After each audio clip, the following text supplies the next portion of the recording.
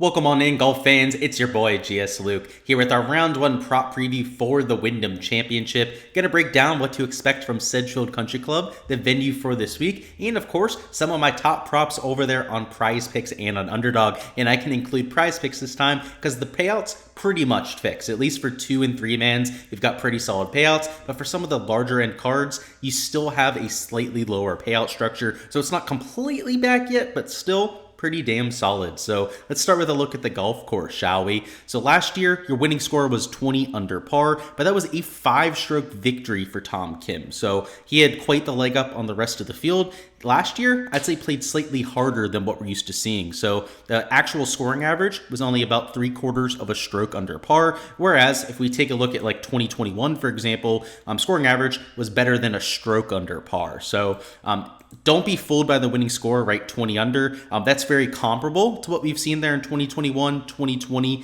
and back into the past after that. But the winning score, or say the scoring average, is actually usually a little bit lower. So depending on the weather this time around for rounds 2 through 4, I would probably expect that to get closer to the 1 under par scoring average, right? So just to give you an idea, right? 2021, 1.1 under par. 2020, it was 1.22 under. 2019, it was 1.8 under par. 2018, 1.3. Let's see, 1.19 and 1.03 under par, right? So pretty much every year but last year, right, it played at least a stroke under par. So I think that's definitely something that we should expect to see. In terms of your driving accuracy and your green regulation percentages, driving accuracy is usually right about tour average here, so right around 59.4%. And your green regulation percentage is usually well above the tour average. Last year was a whole 7% higher than what you're used to seeing. The reason for that, it's a relatively short course. You can see the course yardage over here is listed at just under 7,000 yards. It's officially just over 7,100, but because of some of the tee boxes being moved, because of the fact that some of the holes include dog legs, it usually plays much shorter than that. So truly one of the shorter courses. You're going to have a lot of wedges in hand. You can see over here on the right side, the middle irons are used a lot more at this golf course than you'd see at other golf courses, and that is because of how short most of the par 4s are.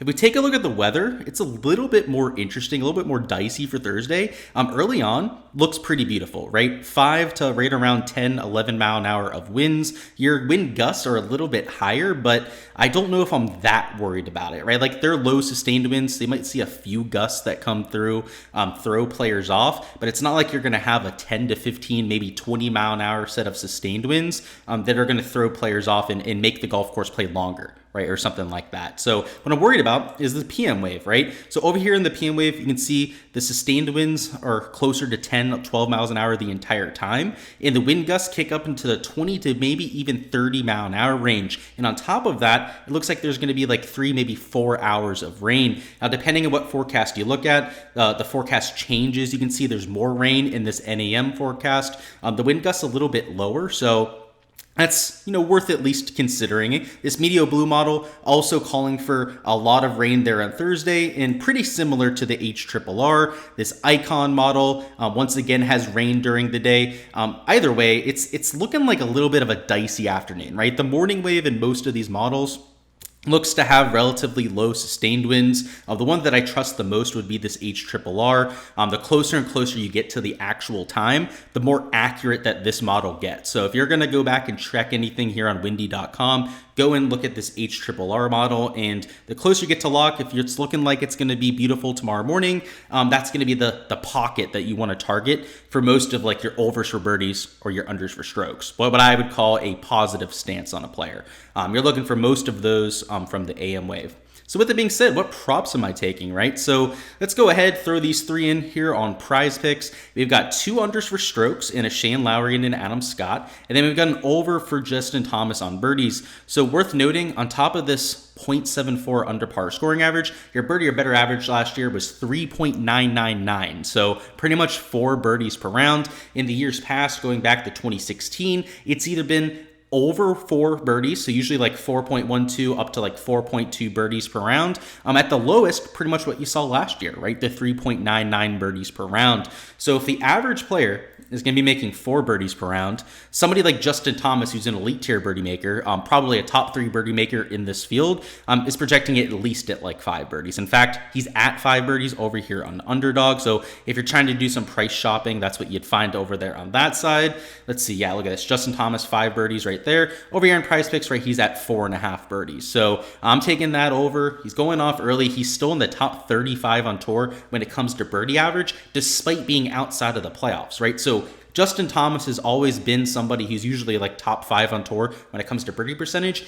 Even when he's having a horrible season and is in horrible form, like everyone wants to say, he's top 35 on tour in birdie average, which is top 5 in this field, right? So even without his game, he posts birdies. For evidence of that, look at his round Friday at the 3M Open last week. Went out there, covered the 4.5 birdie line for us for some props, gets shot over par and missed the cut, right? Like, he's that type of player. And with ideal conditions tomorrow, with a field average at like 4 birdies, a lot of wedges in hand, he's a really good wedge player. I think that he's going to find some success here. In terms of your strokes props, I think looking at Caesars is going to give us a little bit of an edge here. So let me go ahead and refresh that, show you guys what I'm talking about. Caesars has a bunch of strokes props posted, so we can use them for comparison's sake. Let's see, let's get it to show up here. Okay, let's find this round scores. Let's go down here to good old Shane Lowry, right? He's at 67.5 strokes. In fact, most of the board's at 67.5. Even JT, right? If he wanted to take his understrokes, he probably could, because they got him at 67.5. They've got guys like Billy Ho at 68.5, but juiced minus 155 towards the under, which means his projection should probably be like 68 strokes, right? Like, because minus 155 is probably a little bit too much juice there. You'd probably bump it down 0.5. Like, most books would probably see that and do that. If that's going to be the case, right?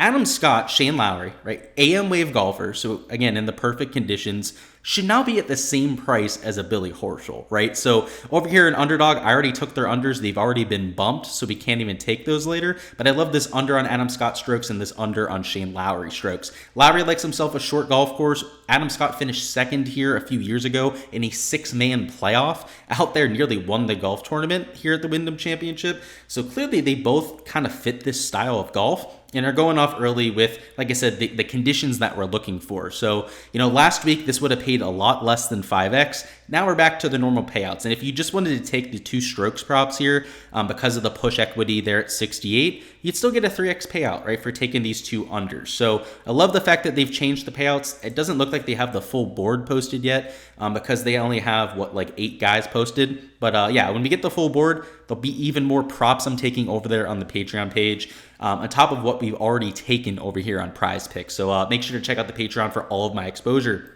In terms of Underdog, a lot's been bumped, but these are 2 props I've really got my eye on right now. So we've got this under on Taylor Moore bogeys, the bogey average last year. So once again, scoring average was 0.74 under. Your bogey average was 2.55 per round. So not lower than this, right? He's at 2.5 bogeys, but he's a top 60 bogey avoider on tour, and for this field is a top 10 bogey avoider. So you'd have to expect him to project closer to like 2 bogeys at the very most. And in fact, in my projections, is closer to the 1.8 bogey mark. So definitely like his under there. You could take him for strokes under, that sort of thing. But I just think the most value here, at least per my projections, was on this bogey mark, because he has, once again, those AM conditions to go out there and attack. But yeah, really, I'd take his understrokes, his over birdies. Taylor Moore in general, I like for this golf course. Playing him in DFS too. So the other prop I had here was a rivals. It's this Eric Cole versus Ryan Moore. Eric Cole might very well win this golf tournament going off early, just like Ryan Moore. Ryan Moore is like an old dude at this point. Kind of he misses more cuts than he makes. I think over his last 7-8 events, he's missed 5 or 6 of those cuts. So he's only made the cut 2 or 3 other times. Versus Eric Cole, I think's made the cut all but 1 time, or actually may have made all 8 of the cuts. Either way, much better player. The outright odds clearly delineate that between the 2 players. So a lot's been bumped over here in Underdog. They're kind of bump heavy. Let's see. In fact, it kind of looks like they moved this JT prop, huh? They might have moved it back down. Oh, no, they just took it off the board entirely. Get these props in quickly. They tend to move them. They tend to take them off. We do get the normal payouts just like over there on Prize Picks now. But once again, the pendulum's kind of gone Prize Picks' way, right? Because we don't have the rules about not taking the same kind of props anymore. And we're getting the same kind of payouts and a board that doesn't bump as quickly. So it's just, the pendulum's always moving with these prop sites. You've always got to have money on them to be able to play them on them. And honestly, guys, Jock Market's another site to keep an eye on. There's a ton of value over on that side too that we've been able to hammer over the last week or so. So all of these sites have their problems. They all have their advantages too. Just pick them off and play the right kind of props on each site, and I think you're going to find some success. So if you want to tail what I'm doing, all of my exposure for rounds 1 through 4, check out the Patreon. A link is down below. But outside of that, that's all I've got here for round 1, guys, right? Remember the stats. Remember the averages, right? Should play a little bit easier than what we saw last year, I would say. And if we get a full green regulation board, just to give you the averages for the field, I guess let's end with that, shall we? I don't have them up in front of me, but let's go ahead and just calculate them, right? So with a 73.1% green regulation average, that is 13.16 greens regulation per round. That's rounding a little bit there. So just over 13 per round. And then with your fairways, there's 14 on property. 59.4% is 8.32 fairways per round. So I know we don't have those posted yet. Maybe we get them here for the Wyndham Championship. Just use that research. Go out there and have yourself a week, guys. Check out the Patreon if you haven't already. Check out the live stream tonight if you have any specific questions on props you want to drop. I'll be going live there, going over the weather, some DFS stuff, and at the end, going over some of the prop questions that we get there too. So look forward to seeing you guys there later on.